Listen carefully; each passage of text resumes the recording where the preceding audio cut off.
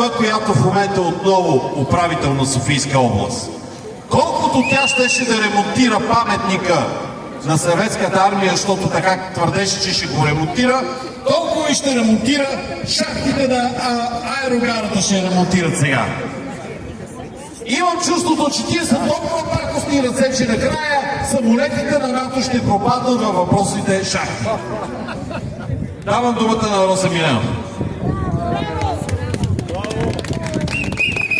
Сега пример за национален предател.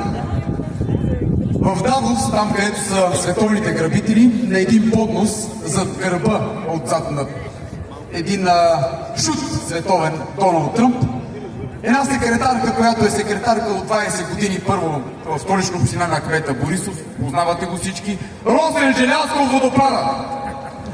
На този поднос се подписва решението за присъствието на американски бойни самолети на гражданско летище Васил Левски. Така, това е първо най-голямо национално предателство. Преди това има и друго предателство. На тази съща секретарка на две мутри, Борисов и Пеевски и Росен Желязков. През 2021 година като министър на транспорта подписва анекс към концесионния договор за летище Васил Левски и освобождава концесионера от 800 милиона, които трябва да влезнат в българската хазна, при данъкоплатеца. Виждате ли как от грабежар се превръща в терорист? Първо 800 милиона и после на един поднос залага живота и здравето на цялата българска нация. Това е българския продажен боклук, наричан политик. Освен, че са кръци, те са терористи. Иран не е случайна държава. Иран има най-развитата, така наречена разузнавателна мрежа с прокси групи, има ги в целия свят. Вие представете ли си как се възприема официално съобщение на министъра на отбраната, че това долу били парко места? Представете ли си, това е министър на отбраната. Парко места! Това автоматически за тези служби означава, че България е целенасочено. Не българите, не вие, а онези, които стоят вътре в тези сгради, където уж трябва да се кове суверенитета на българската нация и българската държава. Че те целенасочено заемат страната на САЩ. Ние ставаме легитимна цел, а онези имат ракети. Те не се играят с ноти. При тях няма 6-5. Имат ракети.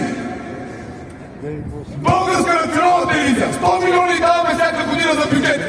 И излиза със съобщение, че спирането работата, полетите на летището е заради почистване на шахти. На маймуни ли правят, на маймуни ли правят вече? Всички онези, които даваме милиони, те ни мачкат, те потъпват нашата интуиция, че България не иска война. Не иска нито война с Русия, нито война с Иран. България е суверена държава и иска от онези продажници тук отсреща, там в парламента, там в правителството да излезат с ясна позиция, че ние не искаме война. Не искаме война. Ясно е, че ни ограбихте за 36 години и наши чужди душмани взеха всичко, и ресурси, и хората ни взеха работната ръка, всичко взеха. И ни наложиха простотията с техните измислени ценности и принципи. Да ни обезличат като хора, да нямаме традиции, защото днес силата е това да бъдеш автентичен в този развит свят. Българин означава да имаш територия, знаме, единица. Паричните единици изгубихме заради националните предатели. Сега сме изгубили всичко. Затова, когато си излиза на протест, трябва да е тук всички българи са. Заради този, където каза, че е дал парко места. Боклук си остава и такъв ще бъде. Това е моята министър. Затова, когато излиза народа, трябва да е радикален. Ама не тук 50-100 човека. Къде са милионите българи, които казват, искаме си държавата? Ами държавата се преди 35 години вече аз сме корпоративна, да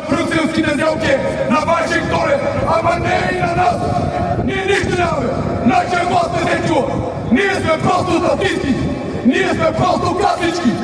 Съдират и кожите, правят по 100-200 милиона, олигарси правят по 700 милиона, от подземните богатства, другите градат от обществени поръчи.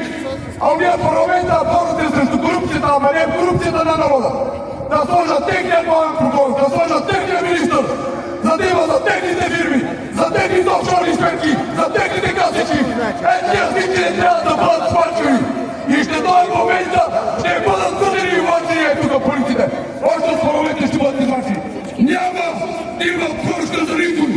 Няма да ги спаси нито Брюксел, нито Вашингтон, нито главния прокурор, нито полицията, никой. Когато народа говори, всеки предател, мошеник и крадец трябва да се пери. Разберете го, трябва да се пери. Вие сте сила, гражданина означава, че има права. И ето тук вие сте достойни, защото сте излезли да ги защитавате. Ама като тръгнеш да ги управляваш, тогава трябва да трепери той вътре на 100 крестенце. Покуци мръсни.